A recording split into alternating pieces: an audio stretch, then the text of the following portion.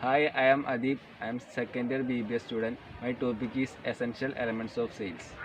Of a valid contract, all the requirements of a valid contract, such as free consent, consideration, competency of the parties, lawful object, and consideration must be fulfilled. Two parties, goods, transfer of ownership, price. Five essential elements of a valid sales or a contract of sales. The following are some of the essential elements of a valid sales or a contract of sale. First one, essential element of a valid contract. All the requirement of a valid contract, such as free consent, consideration, competency of the parties, lawful object, and consideration, must be fulfilled. If any of the essential elements of a valid contract is absent, then the contract of sale will not be valid. For example, A agreed to sell an Almira to B without any consideration, such as contract of sale is not valid because it is made without consideration. Example. And the second one, two parties. Another essential element of a contract of sale is that there must be two parties to the contract of sale, viz. Seller and buyer.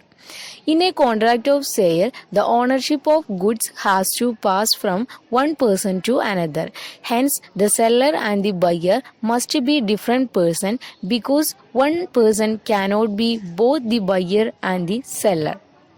For example, A and B were partners. After some years, the firm was dissolved.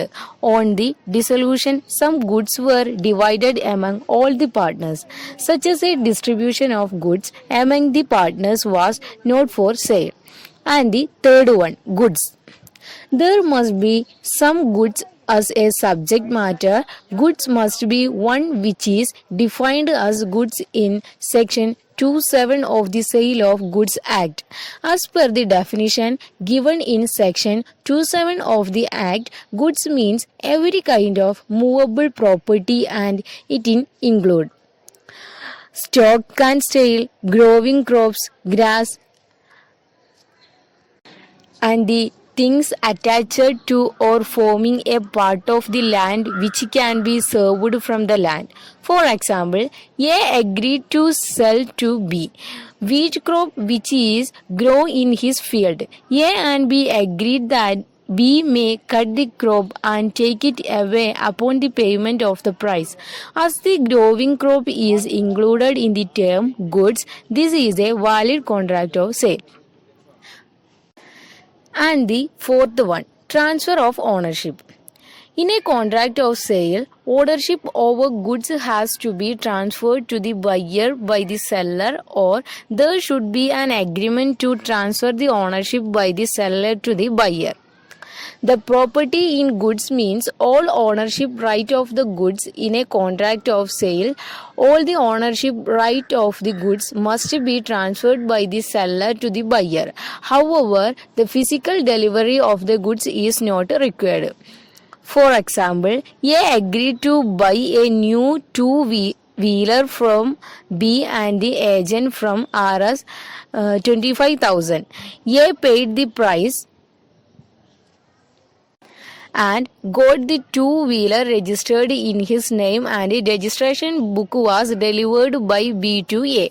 This is a valid contract of sale because ownership of the two-wheeler has been transferred to A. And the fifth last one was price. Price. Another essential element of a contract of sale is that there must be some price for the goods. That means the goods must be sold for some price according to section 2 of the Sale of Goods Act. The term price means the money consideration for a sale of goods. For example, for the price, A delivered to B 10 cows valued at rupees 2000 per cow. B delivered to A 20 bags of rice at rupees 715 per bag, and paid the balance for rupees 5,000 in cash in exchange of the cows. This valid contract of the sale.